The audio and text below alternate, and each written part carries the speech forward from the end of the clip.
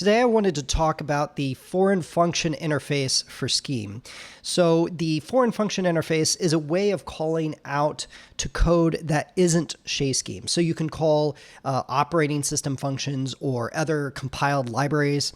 And typically what these systems do is they provide a way to access them through a C calling convention. So Windows, BSDs, Mac OS, Linux, all of them essentially provide ways to talk to the operating system via the C calling convention. And similarly, there's all sorts of libraries out there, SQLite, Raylib, a bunch of others that are compiled libraries, and the way that you interact with them is through the C calling convention. And so lots of languages like Python and many others have what's called a foreign function interface, where they can interact with these libraries and the operating system through this C calling convention. So Chez Scheme has the same kind of thing, and it's pretty well designed, and that's what I want to go over today.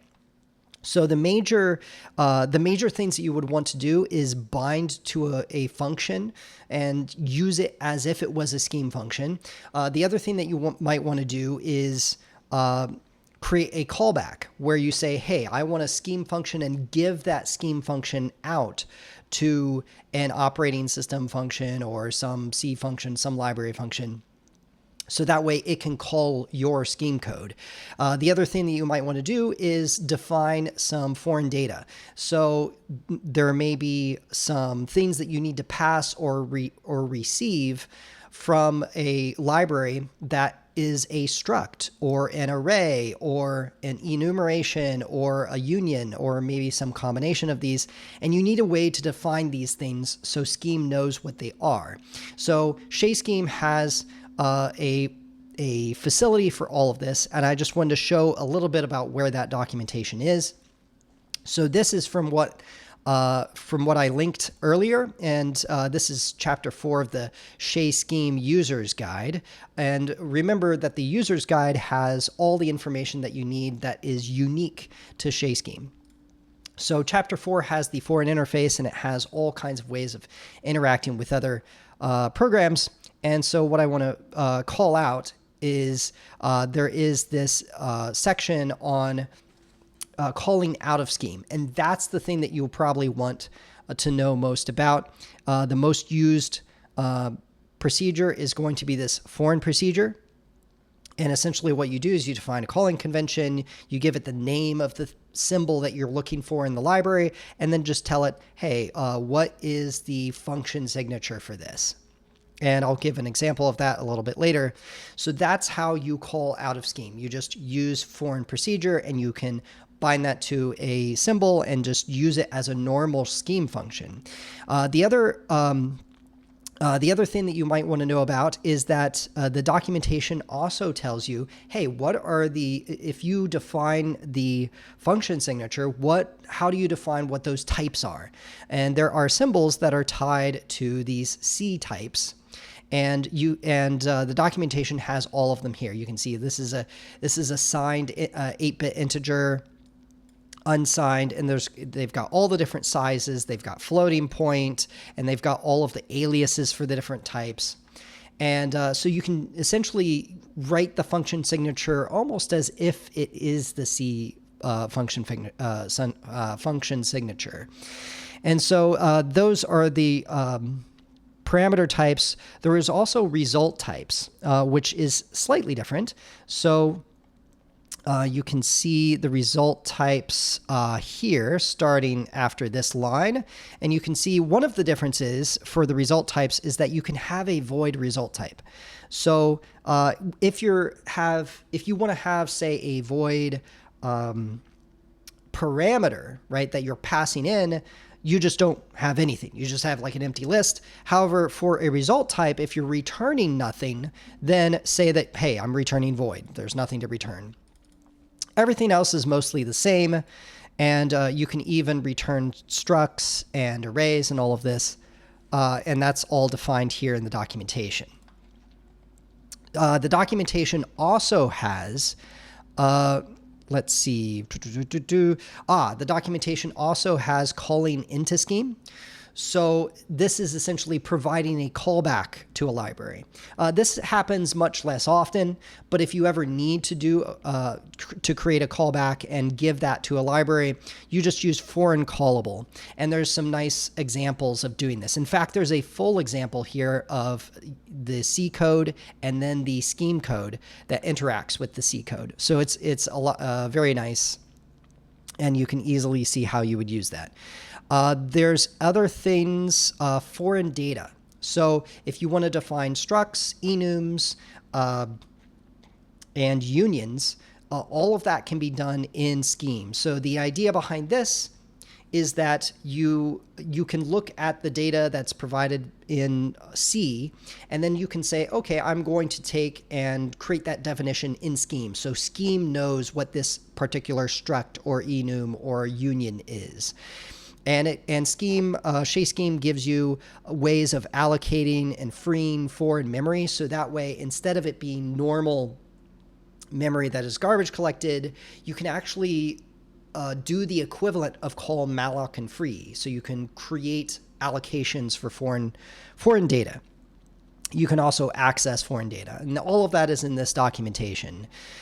The things that you are probably interested in is that there is documentation that tells you how to define an F-type. So if you want to say, okay, this is what an enum looks like, this is what a particular struct looks like, you just do define F-type. And there's several different versions of it. And they also show you some examples of how to create structs and unions and arrays and so forth. So all of that is here in the documentation. And I just wanted to point out that it exists, and it's actually very nice to use. So what I'm going to do is switch over to the code here and show you an example of actually putting this into action. And what I did is I took raylib and I created a very I took a very small portion of raylib and kind of wrote a binding for raylib. And so you can see that I've called my library raylib. I export a few functions that I generated. And then the rest of it is the code to define the data and the functions that I want to use from raylib. So the first thing that I do is I actually load the shared library in.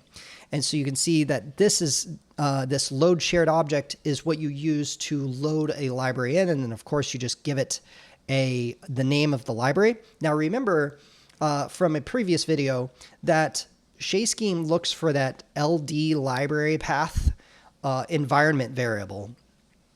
And so it'll look at whatever directories that path has in it. And then it looks for this file inside those paths that you provide for it. So remember that you need to set that LD library path environment variable and make sure that the library that you want is in that path.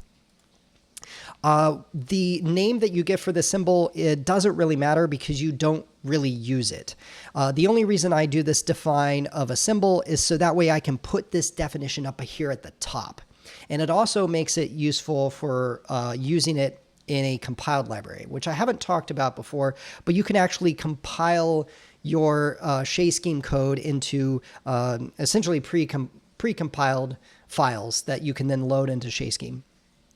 And so doing this makes it it's the easiest, most correct way to do it. The only other thing that I probably should say is that you can actually have a conditional here on the operating system. So that way, if you want to have more portable code, what you could do is have a conditional and then say, hey, if I'm in Windows, then I want to load this DLL. If I'm in Linux, I want to do this. If I'm in Mac OS, I want to do this, load this other file.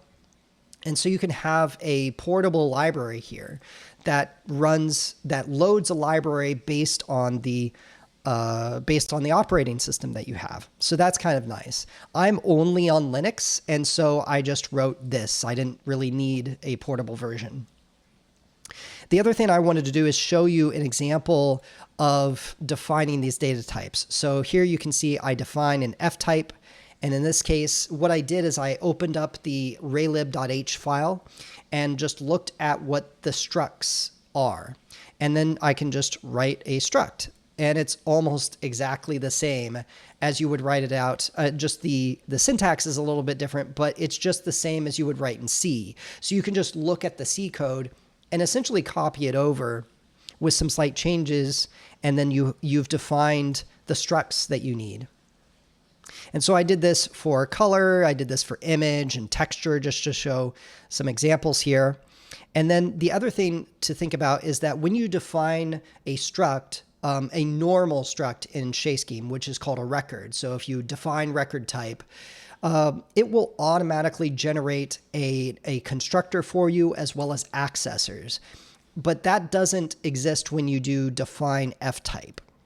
So what I did is I created my own constructor for color, just as an example of how you would do this.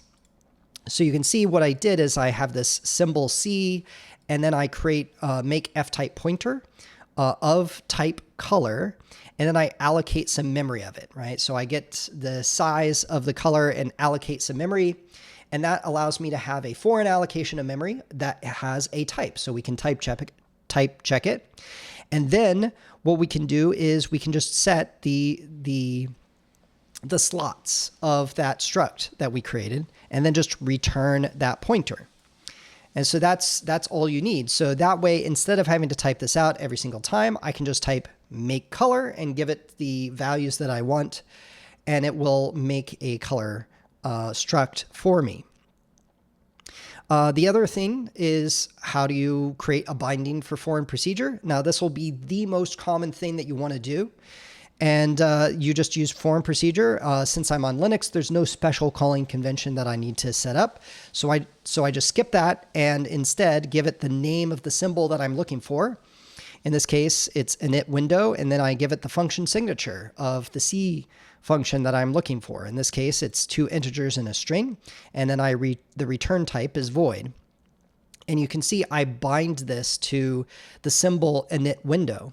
So this binding, what this does is it essentially gives me a scheme function. So from the user's perspective, init window is just a normal scheme function, but behind the scenes, what it does is it's bound to this C function init window.